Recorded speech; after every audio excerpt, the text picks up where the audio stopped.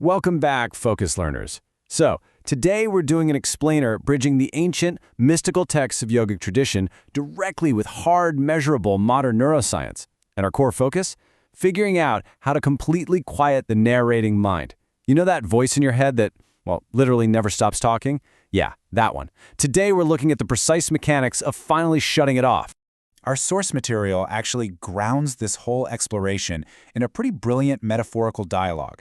It's between this ancient, observant dragon who's been watching human nervous systems for, about 4,000 years, and a human student known as the soul traveler.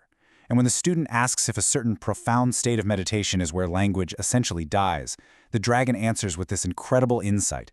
No, this is where language finally shuts up long enough for reality to speak for itself. Honestly, it sets the absolute perfect stage for diving into a state of mind where your internal storyteller is completely 100% silenced. I want you to ask yourself this directly right now. What actually happens when you stop narrating your life? I mean, think about how exhausting your word-forming mind really is. Literally right now, you are constantly assigning names, categories, and, evolutionary danger ratings to absolutely everything you encounter. It is a relentless 24/7 commentary track. So what actually happens to your brain and your reality when that commentator finally puts down the microphone? Okay, let's dive into this. Section 1. The death of language, Savitarka versus Nirvitarka. So to understand how we actually shut off the narrator, we first need to look at some foundational concepts from the Yoga Sutras of Patanjali. Patanjali uses this term called Nirvitarka Samadhi. The Sanskrit here acts kind of like a scalpel, cutting away all the excess. The literal translation is a falling together. And what that means is absolutely zero deliberation, no conceptual overlay whatsoever, no whispering commentator assigning names or danger ratings. And look, this isn't some badge of honor or an achievement to unlock. It's actually the complete dissolution of the observer into the observed, where the object you're focusing on reveals itself exactly as it truly is, without your mind filtering it through words. Now, what's really striking here is the sheer contrast between the step right before this, which is called Savitarka, and our ultimate goal, Nirvitarka. In Savitarka, you've harnessed your mind, right? You're describing the fire with exquisite precision. The tiger of your mind is finally harnessed to pull your chariot, instead of, driving it off a cliff. But Nirvitarka, that is the moment you step completely out of the chariot and discover you can fly. You aren't describing the fire anymore, you actually are the fire, and the fire has absolutely no need to speak. Which brings us to Section 2, the brain on silence, the neuroscience of no self. And trust me, this is where it gets really good. Because I know that all sounds highly mystical, right? But here's where it gets absolutely incredible.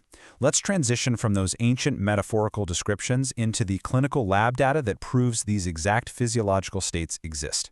Look at these researchers and the brain regions they've studied. You've got Richard Davidson, who found dramatically reduced activation in our language and narrative networks. Judson Brewer looked at the default mode network, which is basically the ancient bard of me, myself, and my terrible future, and found its heart, the posterior cingulate cortex, literally goes dark. Sarah Laser saw actual, physical thinning in self-referential zones. And Andrew Newberg found a massive drop in the parietal lobe, which is the area that tells you where you end and the rest of the universe begins. It's almost like your amygdala, which normally acts like a paranoid warlord running your life, finally goes into a profound sulk and just stops firing altogether. And the source material has this wonderfully playful tone here, pointing out that modern science, with all its structural MRIs and SPECT scans, is really just finally catching up. It's sort of limping behind on its little measuring machines to prove what ancient practitioners have practically known for over 4,000 years. So when the selfing circuitry actually forgets to self, something older wakes up. A state of intense parasympathetic dominance totally takes over. Your vagal tone climbs to levels usually only seen in deep sleep, yet you are wide awake. Your heart rate variability becomes this slow, rolling ocean instead of a jittery saw blade. Capillaries that have been clenched with anxiety for decades suddenly flood with nitric oxide and just relax. Even your gut, the enteric nervous system that has been basically screaming danger since childhood, goes so quiet you could hear crickets. This right here is what the body was built for, long before fear became our default operating system. Let's move to Section 3, the illusion of training, the paradox of practice. Naturally, hearing all that, we all want this. But we need to slow down a second and pivot to a major practical challenge, which brings us to the paradox of practice. why you absolutely cannot simply try to achieve this state. You've probably heard this classic Zen joke, right? Before enlightenment, chop wood, carry water. After enlightenment, chop wood, carry water. Well, our source brilliantly adapts this. In this context, the nervous system is the wood, and consciousness itself is the water. The work still gets done, for sure, but the conceptual doer, the narrator, is entirely absent. Because here's the trap. You do not train Nirvitarka. You can only starve everything that is not it. The source tells this really great story about a student named Fletcher trying a candle-gazing exercise. Suddenly, he actually falls into the state. There's no distance between him and the flame. Total brightness. But the literal second his mind tries to collect a trophy and says, "Wow, I'm doing it, I'm in Nirvitarka," well, the state instantly evaporates. The mind's attempt to narrate the victory immediately ruins the silence.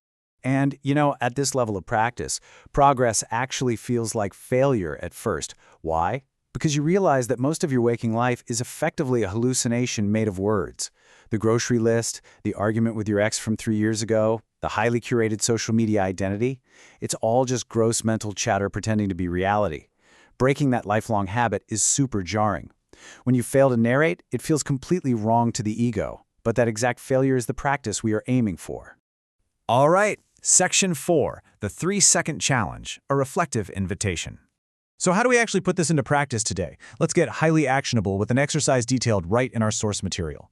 Step 1, just choose an ordinary object. Could be a coffee cup, a tree outside, even your heartbeat. Step 2, do the work of Savitarka first. Know it completely. Notice its shape, its color, its temperature.